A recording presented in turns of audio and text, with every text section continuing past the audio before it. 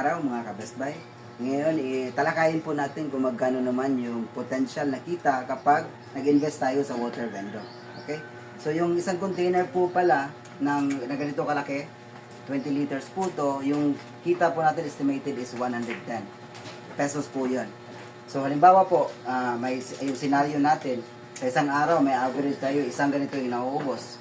So, one container of 110 pesos, multiply po natin ng 1. So, 1 per day. So, mangyayari po, tapos multiply natin ng 30 sa 30 araw sa isang buwan. So, result po natin is 3,300 po yung kita natin pag naubos natin ganito, 30 ganito sa isang buwan. Okay? So, halimbawa naman po, malakas benta natin, dalawa yung maubos natin na ganito. So, 110 times 2 po, tapos, result is 220. Multiply naman natin ng 30 days. Ang result po natin is 6,600 ang buwan ng kita. Alright? So, another scenario. Let's say, malakas talaga benta.